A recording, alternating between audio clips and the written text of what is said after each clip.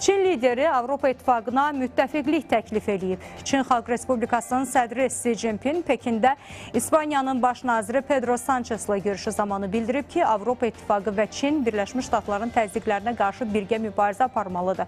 Bu açıqlama isə təsadüfi deyil. Hazırda Vaşinqtonun hərbi, siyasi və iqtisadi addımlardan ən çox zərər görən regionlardan biri də elə Avropadır. Qoca qitədə yaxşı başa düşürlər ki, kollektiv qərb artıq dağılıb.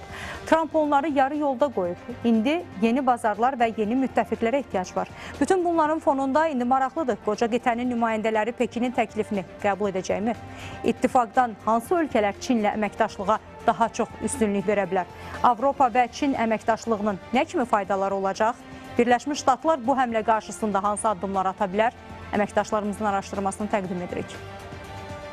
Çin Xalq Respublikasının sədri Xi Jinping Pekində İspaniyanın baş naziri Pedro Sanchez ilə görüşü zamanı Avropa İttifaqına müttəfiqlik təklif edib. Onun sözlərinə görə Rusun müharibəsinin qalibi olmayacaq.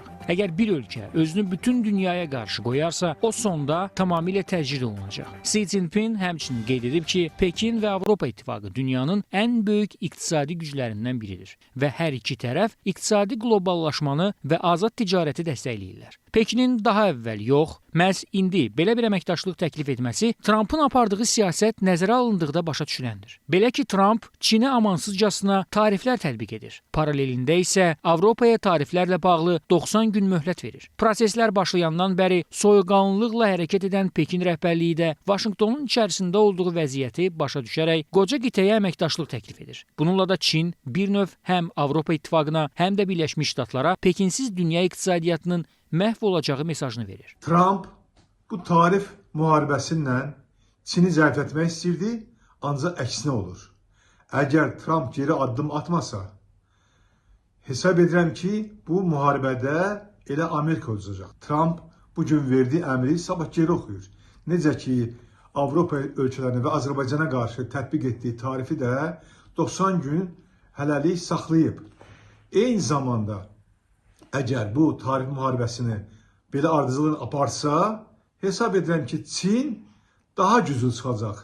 Çin digər ölkələri öz ətrafında birləşdirəcək və bu müharibədə qələbə çalacaq. Digər tərəfdən, son dövrlər Avropa İttifaqı dövlətlərinin Birləşmiş Ştatlara qarşı apardığı siyasət də Çinin əməkdaşlıq təklifi ilə üst-üstə düşür. Belə ki, Trumpın sağ əlinə çevrilən Elon Musk'ın Almaniyada seçkilərə müdaxiləsi, Vaşinqtonun NATO və Ukraynaya yetərli dəstək verməməsi səbəbindən Berlinin qitənin müdafiəsi üçün hərbi xərcləri artırmaq məcburiyyətində qalması, iki ölkə arasında uzun müddətdir davam edən ticari savaş və F-35 qırıcıları ilə bağlı anlaşılmazlıqlar Almaniyanın Çinin təklifi ilə razılaşacağını deməyə əsas verir. Bundan əlavə, hələ 20-ci əsrdən bəri Birləşmiş Ştatların Avropanın daxili işlərinə qarışmasına istəməyən, bu səbəbdən hərbi sənayesindən tutmuş iqtisadiyyatına qədər bütün sahələrdə öz daxili bazarını inkişaf etdirən Fransada Vaşinqtona qarşı Pekinlə birləşəcək. Hətta Macronun 2023-cü ildə Çinə səfəri və Xi Jinping görüş çərçivəsində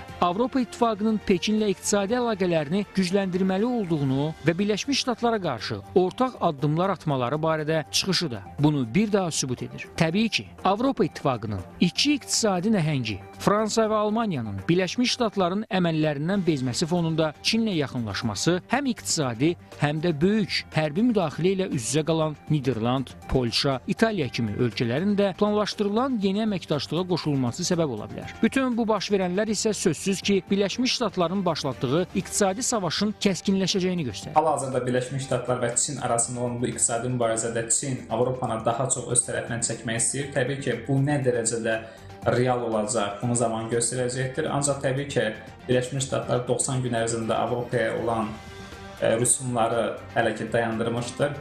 Ancaq Çin və Birləşmiş Ştatlar arasında mübarizə daha da kəskinləşəcəkdir. Təbii ki, Avropa üzərində nüfuz sahibi olan Birləşmiş Ştatlar həmən icazə verməz ki, Çin Avropanı öz tərəfinə çəksin. Ona görə də Birləşmiş Ştatların bununla əlaqədar başqa siyasi strategiyaları mövcuddur.